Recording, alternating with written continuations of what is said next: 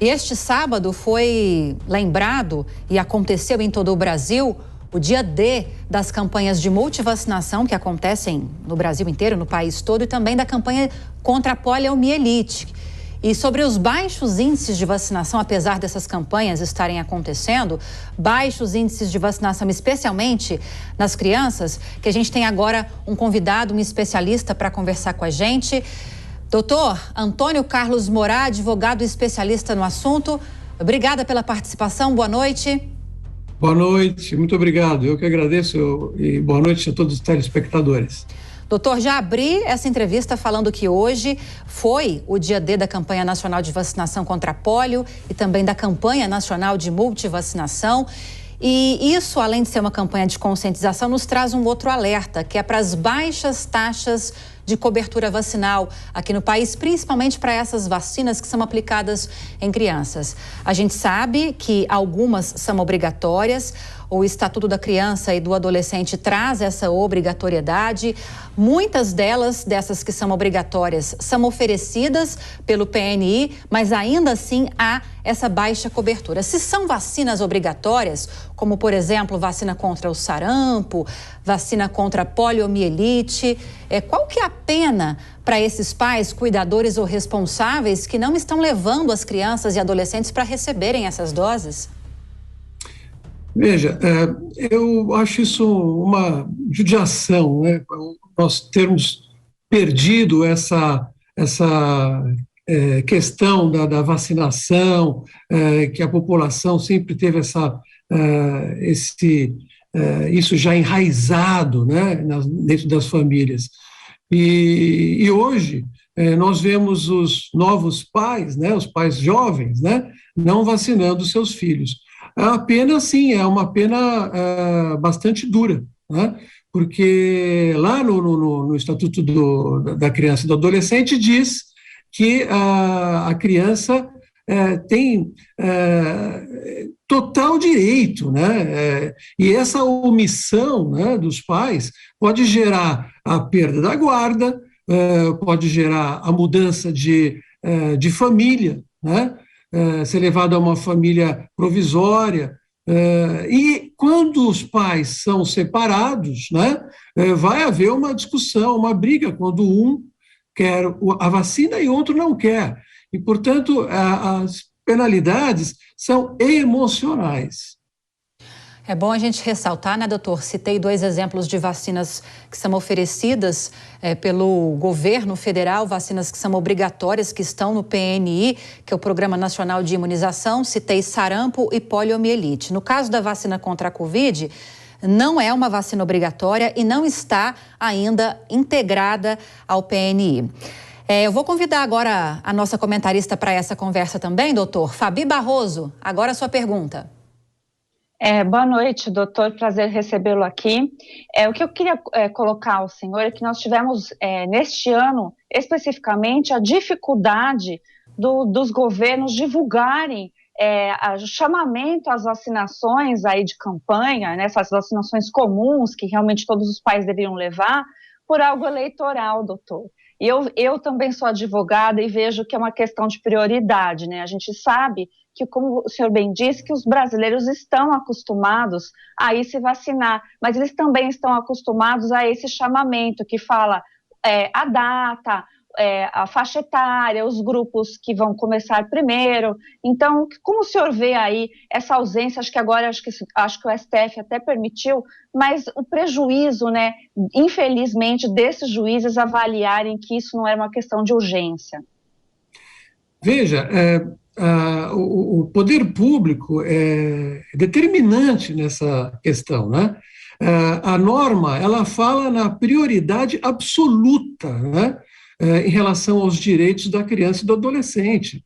E, portanto, esse poder público, eu vou generalizar, inclusive, deveria automaticamente, dependendo, logicamente, da época da vacinação, se antecipar e já fazer exatamente isso que você falou, Fabi, né? Dar publicidade à vacinação, principalmente essa da poliomielite, que vem aumentando, né? Veja, nos Estados Unidos, por exemplo, existem casos até de morte, e a descoberta do vírus ao ar livre, né, nos esgotos das cidades. E, lógico, isso virá para o Brasil rapidamente, se já não está. Agora, doutor, não sei se existe uma explicação mais aceitável de tantas que devem ter para essas baixas taxas de cobertura vacinal.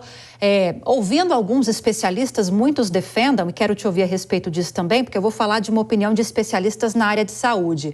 Muitos defendem que, diante do sucesso que foram tantas campanhas de vacinação aqui no Brasil, algumas que conseguiram erradicar doenças, como foi também o caso da poliomielite, cito esse exemplo mais uma vez, justamente o sucesso dessas campanhas fez com que as pessoas hoje, os mais jovens, os pais mais jovens, as crianças e adolescentes, não conhecessem de perto a realidade de quão graves podem ser algumas doenças que são preveníveis com essas vacinas. E isso seria uma das explicações, segundo esses especialistas na área de saúde, para baixas taxas de cobertura vacinal. Na sua visão, doutor, seria uma explicação plausível para isso?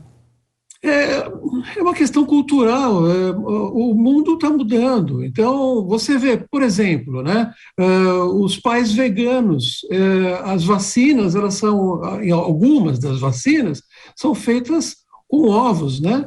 E aquele vegano radical, ele não vai aceitar a vacina para o seu filho, né?